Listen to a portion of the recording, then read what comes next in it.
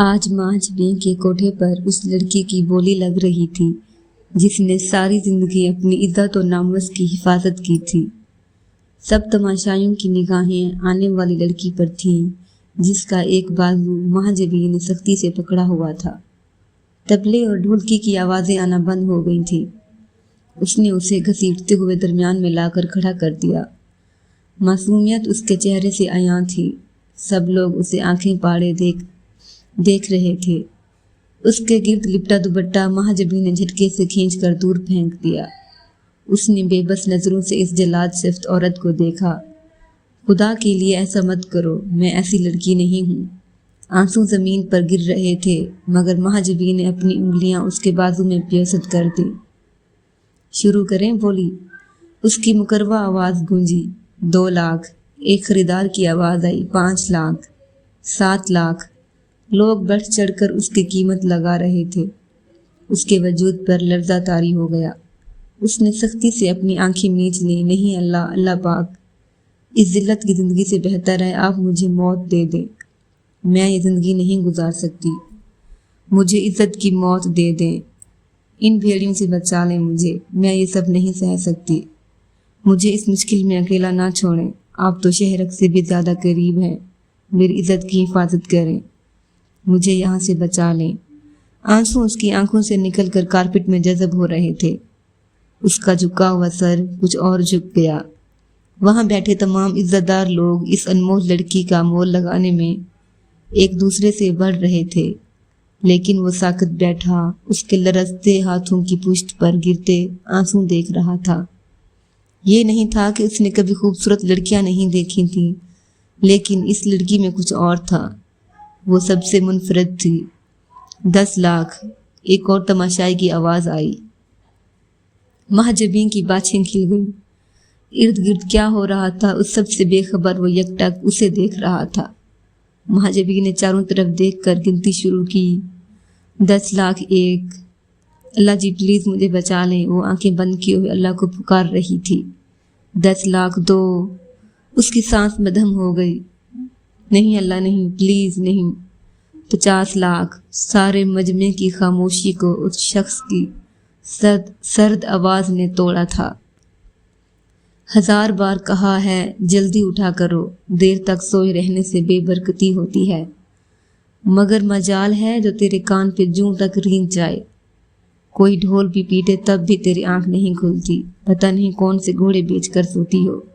کل سے ہرگز نہیں اٹھانا میں نے، چاہے سوتی رہنا دوپہر تک۔ لوگوں کی بیٹیاں ہوتی ہیں، سارے کا سارا گھر سنبھال لیتی ہیں، ماؤں کو فکر ہی نہیں ہوتی، اور ایک تم ہو سورج سر پہ آ جائے مگر تمہاری نیند ہی نہیں ٹوٹتی۔ اماں حسب معمول اسے ڈانٹ رہی تھیں اور وہ چپ چاپ ڈانٹ کھاتے ہوئے تیزی سے ناشتہ کر رہی تھی۔ آہستہ آہستہ کھاؤ، اٹھانے نہیں لگی میں تمہارے آگے سے۔ اماں نے غصے سے اسے دیکھا۔ نہیں اماں، وین نے آ جانا ہے، لیٹ ہو جاؤں گی، میں ابھی بکس بھی رکھ رہی ہیں۔ اس کے بس اتنا کہنے کی دیر تھی، اماں پھر سے شروع ہو گئیں۔ ہاں تو کس نے کہا ہے آدھی دوپہر تک سوتی رہا کر؟ کتنی بار کہا ہے رات کو ہر چیز تیار کر کے رکھا کرو، پر تجھے اثر ہو تب نہ۔ تو کہتی ہوگی ماں کا کیا ہے، بولتی ہے تو بولتی رہے۔ ایک تو نکمی کم تھی کہ تو اور میرے گھر میں آ گئی ہیں۔ اماں نے بھابھی کو کمرے سے باہر آتے دیکھ کر کہا۔ بھابھی وہیں سے منہ بناتے ہوئے پلٹ گئیں۔ بس کر دینا ماں، پکا آئندہ جلدی اٹھوں گی، اس نے اماں کے گلے میں بازو حمائل کرتے ہوئے پیار سے کہا۔ چل جلدی کر، تیار ہو جا، پھر شور مچاتی پھرے گی، اماں نے ناشتے کے برتن سمیٹتے ہوئے کہا۔ وہ فوراً سے تیار ہونے چل دی۔ وین کا ہارن سنتے ہی وہ چادر اٹھا کر باہر آئی۔ اچھا اماں میں جا رہی ہوں، اپنا خیال رکھیے گا، اللہ حافظ، اس نے گیٹ سے باہر نکلتے ہوئے کہا۔ اللہ حافظ، اماں نے اس پر آیت الکرسی پڑھ کر پھونکی۔ کچھ دنوں سے ان کا دل ہول رہا تھا جیسے کوئی انہونی ہونے والی ہو۔ عجیب سے وہمیں ہر وقت گھیرے رکھتے۔ عدن جب تک گھر سے باہر رہتی ان کا دل مختلف خدشات میں گھرا رہتا۔ اب اسے جاتے دیکھ کر انہیں پھر سے بے چینی لگ گئی تھی۔ اللہ کی امان میں انہوں نے ایک بار پھر دور جاتی وین کو دیکھا۔ محمد عالم کے صرف 2 ہی بیٹے تھے، میر عالم نواب عالم نواب عالم جتنے فرمانبردار اور سلجھے ہوئے تھے، میر عالم اتنے ہی نافرمان اور شیطانی صفت کے حامل تھے۔ مزاج میں زمین آسمان کا فرق ہونے کے باوجود دونوں بھائی ایک دوسرے سے محبت کرتے تھے۔ ان دونوں کی شادیوں کے بعد محمد عالم نے تمام زمین اور جائیداد ان میں آدھی آدھی تقسیم کر دی۔ چنانچہ وہ دونوں اپنی اپنی فیملیز کے ہمراہ الگ گھروں میں شفٹ ہو گئے۔ نواب عالم کے 3 بچے تھے، عبداللہ، حیدر اور عدن، جبکہ میر عالم کے 4 بیٹے تھے۔ وہ چاروں ہی آوارہ صفت اور گھٹیا مشاغل کے دل دادا تھے۔ نواب عالم کی جتنی قدر و منزلت تھی، میر عالم گاؤں کی اتنی ہی ناپسندیدہ شخصیت تھی۔ آئے دن لڑائی فساد، جھگڑے، لوگوں کی بیٹیوں کو بلا وجہ تنگ کرنا اور بہت سی حرکتوں کی وجہ صرف یہی خاندان ہوتا تھا۔ ان کی ان غلط حرکتوں کی وجہ سے گاؤں والوں نے مل کر انہیں گاؤں سے نکل جانے پر مجبور کر دیا۔ میر عالم کو دھچکا اس وقت لگا جب پنچایت کے اس فیصلے میں نواب عالم بھی شامل تھے۔ وہ اس وقت اپنے تینوں دوستوں کے ہمراہ کلب کی سیڑھیوں پر بیٹھا وسکی کے گھونٹ بھر رہا تھا۔ اندر چلنا، تو ادھر ہی بیٹھ گیا ہے، احمر نے اسے سیڑھیوں پہ بیٹھا دیکھ کر کہا۔ نو آئی ایم اوکے، اس نے ایک اور گھونٹ بھر کر کہا۔ اس کی آنکھیں آہستہ آہستہ سرخ ہو رہی تھیں، لیکن نظریں اب بھی آنے جانے والے لوگوں پر مرکوز تھیں۔ وہ چاروں وہاں آنے والے لوگوں پر اپنا اپنا تبصرہ کرتے ہوئے بے ہنگم کہکے لگا رہے تھے۔ فرا نے میرا دماغ چاٹ لیا ہے تیرا پوچھ پوچھ کے، احمر نے دوسری بوتل اس کی طرف بڑھاتے ہوئے کہا۔ لیو ہر، زہر لگتی ہیں مجھے ایسی لڑکیاں۔ اس نے دوسری بوتل بھی منہ کو لگا لی۔ تو تجھے شہد کون سی لگتی ہیں یہ بھی بتا دے، ارسلان نے بے ڈھنگے انداز میں ہنستے ہوئے پوچھا، لیکن دوسری بوتل سے صرف چند گھونٹ لینے کے بعد ہی وہ جواب دینے سے قاصر تھا۔ یہ شہر کی ایلیٹ کلاس کے بگڑے ہوئے نواب زادے تھے، ان تمام خوبیوں سے لبریز جو اپر کلاس کے اس ٹائپ کے کسی بھی لڑکے میں ہو سکتی ہیں۔ اس وقت وہ نشے میں دھت ارد گرد سے غافل کلب کی سیڑھیوں پر گرے پڑے تھے۔ Good morning every one, sorry میں آج لیٹ ہو گیا، دائم نے ڈائننگ ٹیبل کی چیئر گھسیٹتے ہوئے کہا۔ اٹس اوکے بیٹا، ہم آتی ہیں۔ طلال احمد کی بات پر وہ بتیسی نکال کر ناشتے کی طرف متوجہ ہو گیا۔ دائم، آج مجھے سمیہ کی طرف جانا ہے کچھ دیر بعد، سارا نے کہا۔ تو چلی جائے ممی، اس میں پوچھنے والی کون سی بات ہے؟ اس نے لاپرواہی سے کہا۔ پوچھ نہیں رہی میں، بتا رہی ہوں کہ تم بھی میرے ساتھ چلو گے، نیہا کو شاپنگ کروانی ہے، اور اتنے دن سے تم ان کی طرف نہیں گئے، آخر منگیتر ہے وہ تمہاری، کچھ تو خیال کیا کرو۔ او پلیز موم، یو نو مجھے ان فضول کاموں میں کوئی دلچسپی نہیں ہے۔ منگنی کا مطلب یہ تو نہیں کہ میں اس کے پلو سے ہی لگ کر بیٹھ جاؤں، میری اپنی بھی مصروفیات ہیں، یہ کام آپ کو ہی مبارک ہو، اس نے بدتمیزی سے جواب دیا۔ جانتی ہوں میں اچھے سے تمہاری مصروفیات کو، انہوں نے دانت پیسے۔ ویری گڈ، یہ تو بہت اچھی بات ہے، اس نے اب بھی پہلے والے انداز میں کہا۔ جسٹ شٹ اپ، تمیز سے بات کیا کرو میرے ساتھ۔ سارا کا دماغ کھول گیا۔ کول ڈاؤن پلیز، کیا ہو گیا ہے آپ دونوں کو؟ طلال احمد جو ناشتہ کرتے ہوئے ماں بیٹے کی تکرار سن رہے تھے ایک دم درمیان میں بولے۔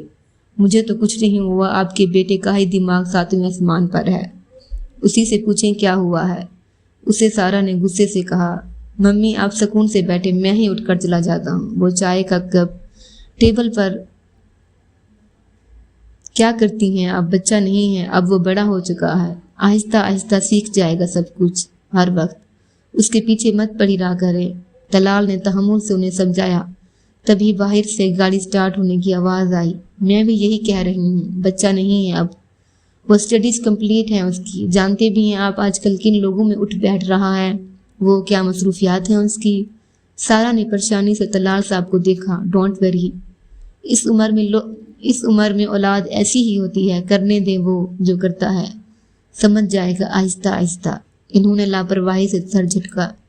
سمجھ جائے گا نہیں، آپ سمجھائیے اسے، کل سے اپنے ساتھ آفس لے کر جائیں، ذمہ داری جب سر پر پڑے گی تب ہی عقل ٹھکانے آئے گی۔ سارا نے پھر سے زور دیا۔ اوکے اوکے، جسٹ ریلیکس، بات کروں گا میں اس سے، انہوں نے آرام سے کہا۔ ان کی بات سن کر سارا بھی خاموشی سے جوس پینے لگی۔ شانزا، آج وہ گاڑی پھر ہمارا پیچھا کر رہی تھی، عدن نے تشویش سے شانزا کو دیکھا۔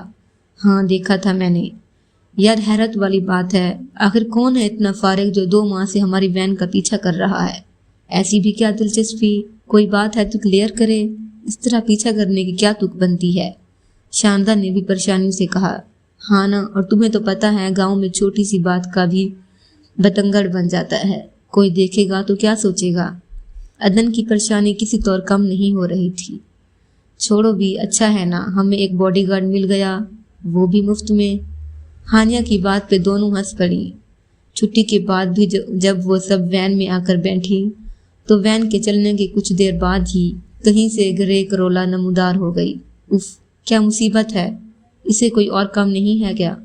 शानजा ने गुस्से से पीछे आती कार को देखा। दफा करो तुम, हमें क्या, वो जो मर्जी करे, हमारा पाबंद थोड़ी है। वो अंदर से तो अदन का दिल भी कांप रहा था, मगर बाज़ाहिर उसने मजबूती से कहा। सबसे ज़्यादा टेंशन भी उसे ही थी कि उसका घर ही सबसे आखिर में आता था और वो कार अक्सर गांव से बाहर ही मुड़ जाती, मगर बाज़ औक़ात वो अदन के वैन से उतरने के बाद ही वापस जाती। अब भी वो परेशानी से शीशे से बाहर नजर आने वाले दौड़ते मनाजिर को देख रही थी कि अचानक वो कार बिल्कुल वैन के बराबर आ गई। उसने चौंक कर अंदर बैठे शख्स को देखा। वो उसकी तरफ देखकर मुस्कुराया और जन से गाड़ी आगे भगा ले गया। उसकी सिर्फ आंखों से पता चला था कि वो मुस्कुराया है। आंखों के अलावा सारे चेहरे पर मास्क था। कौन हो सकता है ये? उसके मुस्कुराने पर वो जी जान से कांप गई। ये मेरी तरफ ही क्यों देख रहा था? मैं तो इसे जानती तक नहीं। वो अब तक इसी कैफियत में थी। शुक्र है मुसीबत टल गई। हानिया ने गाड़ी को आगे जाते देखकर कहा। अदन, क्या हुआ? तुम्हारा रंग क्यों पीला हो रहा है? नहीं नहीं, तो मैं ठीक हूँ। उसने मुंह पर हाथ फेर कर खुद को नॉर्मल किया। कौन था वो? 2 माह से क्यों पीछा कर रहा है? आखिर चाहता क्या है वो? उसके हाथ अब भी कांप रहे थे।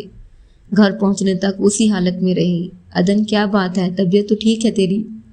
जब से आई हो इसी तरह लेटी हुई हो, कोई मसला है क्या? शाम तक भी जब वो गायब दिमाग रही तो अम्मा ने कहा, नहीं अम्मा, बस सर में दर्द है इसलिए। उसने वक्ती बहाना बनाकर उन्हें टाल दिया। लेकिन अगले रोज़ जब वो फिर कसलबंदी से पड़ी रही तो अम्मा ने तशवीश से उसे देखा। तू बताती क्यों नहीं है, क्या हुआ है तुझे? कॉलेज भी नहीं गई? आज सब ठीक तो है? वो तो कभी बीमारी में भी छुट्टी नहीं करती थी। तो फिर आज अम्मा का परेशान होना बजा था। ठीक हूँ अम्मा, बस आज दिल नहीं कर रहा जाने को। बेटा, औलाद चाहे जितनी भी बड़ी हो जाए, माँ बाप जितना तजुर्बा कभी हासिल नहीं कर सकती। कोई मसला है तो बताना मुझे। अपनी परेशानी नहीं बताएगी तो किसे कहेगी? चल बता, क्या बात है? कल से मैं देख रही हूँ, जब से तू आई है परेशान है। किसी ने कुछ कहा है क्या? ओफो अम्मा, आपकी तो CID वाली नज़र है। कुछ नहीं हुआ मुझे, बस बोर हो गई हूँ रोज़ रोज़ जाकर, इसीलिए सोच रही हूँ 2-4 छुट्टियाँ कर लूँ। स्टडीज़ का बर्डन है और कुछ नहीं। ख्वामख्वा इतनी टेंशन ना लिया करें। वो हंसते हुए उनकी गोद में सर रख कर लेट गई। अम्मा की अंदर तक उतर जाने वाली नज़रों से वो वाकई घबरा गई थी। पहले तो जी में आया कि सब कुछ उन्हें बता दे, मगर अम्मा को बताने का मतलब कॉलेज से हमेशा हमेशा के लिए छुट्टी था। वो तो इसके मामले में हद से ज़्यादा मोहतात थी। इसका ग्रेजुएशन का आखिरी साल था। अब वो घर बैठकर अपनी सारी मेहनत पे पानी नहीं फेर सकती थी। हाँ, वो अभी कुछ दिन कॉलेज नहीं जाएगी। हो सकता है सब ठीक हो जाए। वो अम्मा की गोद में सर रखे सोच रही थी।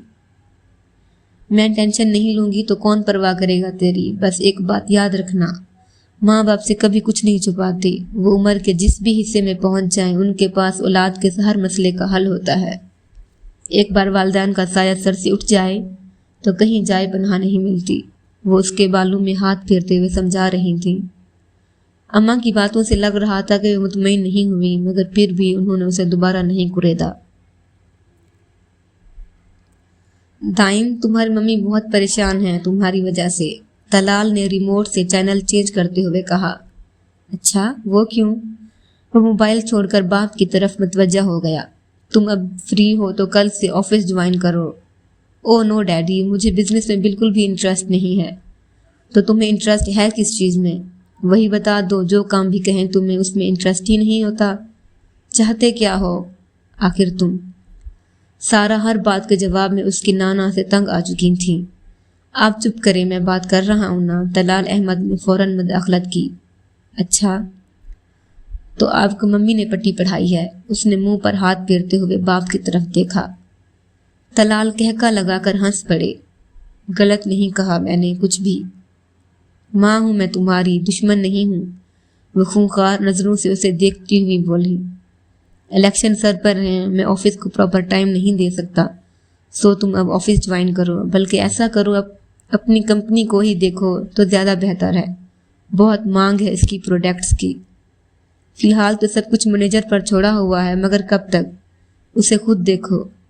سب سے پہلے تو مشینری رینیو کراؤ، نئی تکنیکس کو فالو کرو، اسٹاف میں چینجنگ کرنی ہے تو وہ کرو، فل ٹائم دو تو وہ ڈبل پروفٹ دے گی۔ اس کا مطلب ہے آپ نے ممی کی بات لازمی ماننی ہے، اس نے بیچاری سی شکل بنا کر کہا۔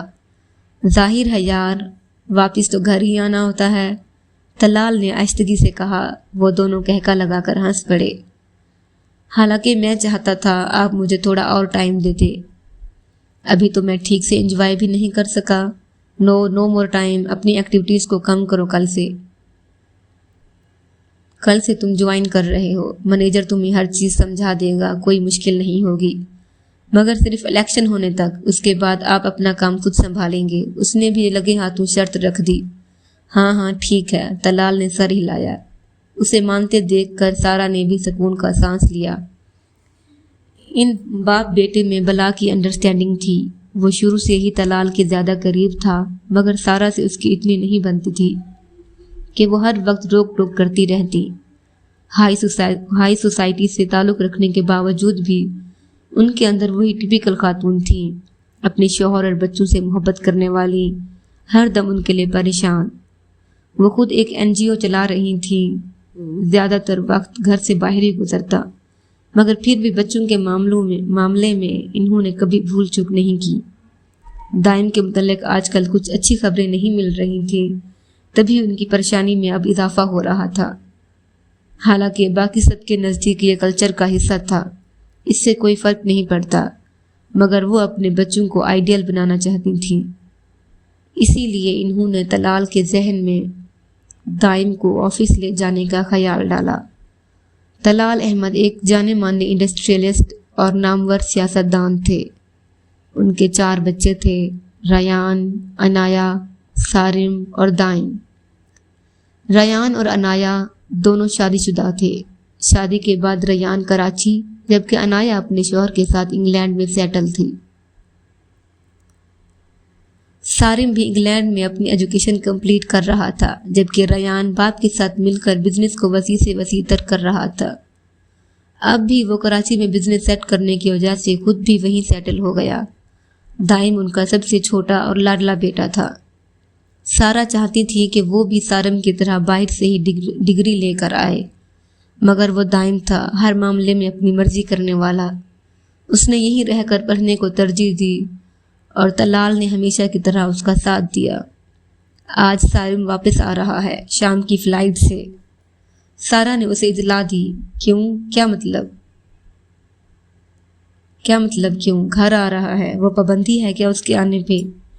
اف ممی، آپ تو میری ہر بات کو الٹا سمجھتی ہیں۔ میں یہ پوچھ رہا تھا کہ وہ ہمیشہ کے لیے پاکستان آ رہا ہے یا کچھ دنوں کے لیے؟ یہ تھوڑی کہا ہے کہ وہ گھر ہی نہ آئے، اس نے منہ بناتے ہوئے کہا۔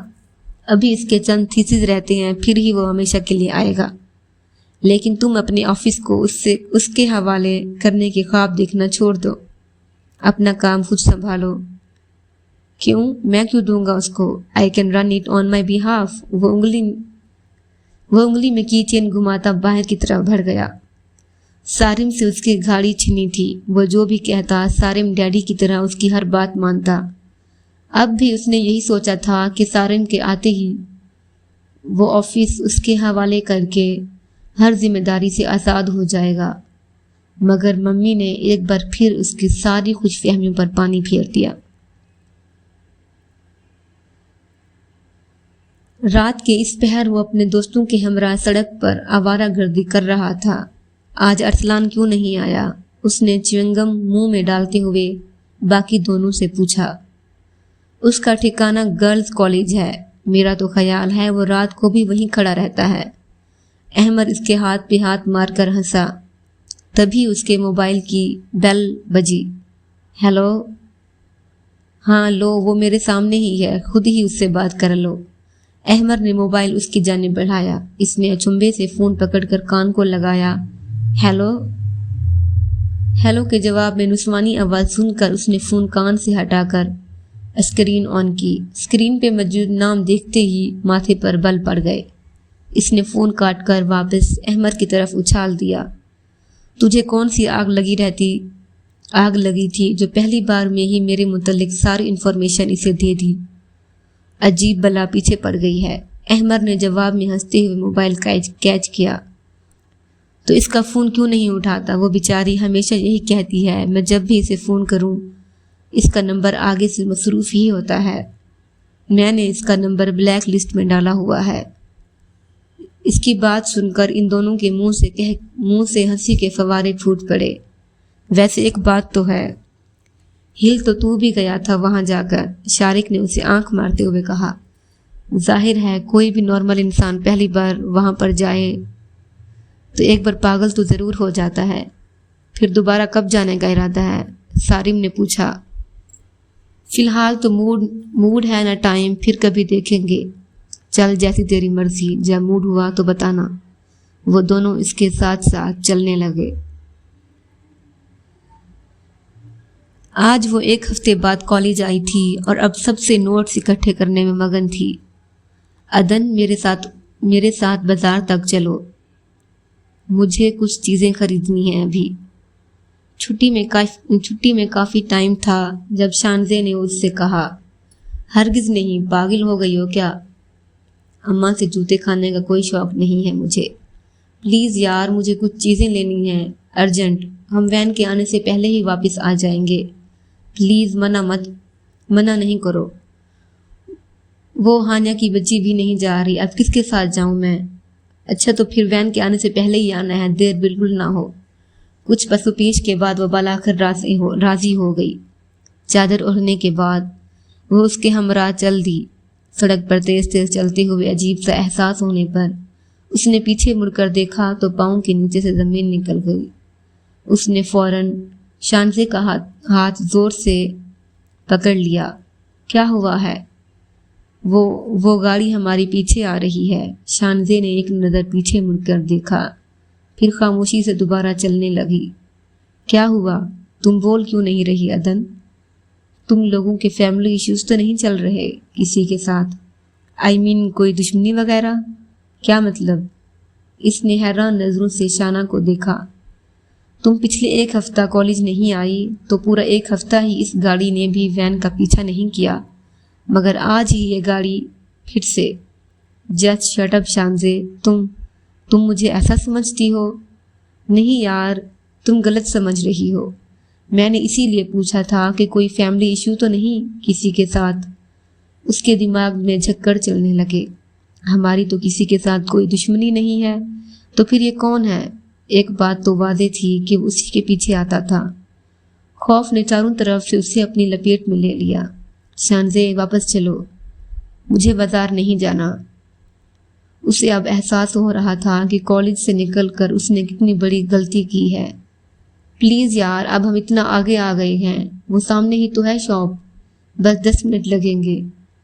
وہ اس کا ٹھنڈا ہاتھ تھامتے ہوئے تیز چلنے لگی۔ ایک بار پھر اس نے پیچھے مڑ کر دیکھا، لیکن اب وہ گاڑی وہاں نہیں تھی۔ دکان کے اندر داخل ہو کر ہی اس کی سانس بحال ہوئی۔ شانزے اپنے لیے چیزیں پسند کر رہی تھی، مگر وہ غائب دماغی سے ادھر ادھر دیکھ رہی تھی۔ کون ہو سکتا ہے وہ؟ کیوں آتا ہے میرے پیچھے؟ مجھے اماں کو سب کچھ بتا دینا چاہیے تھا۔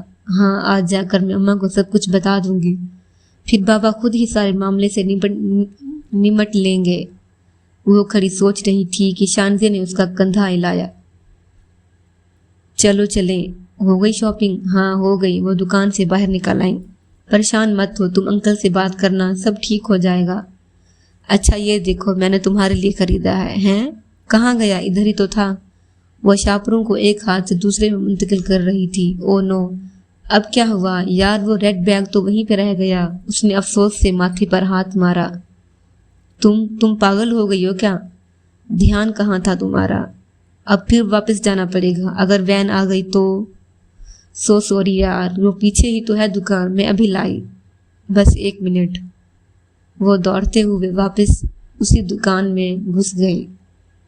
عدن وہیں سڑک پر کھڑی پیچھے مڑ کر اسے دیکھ رہی تھی۔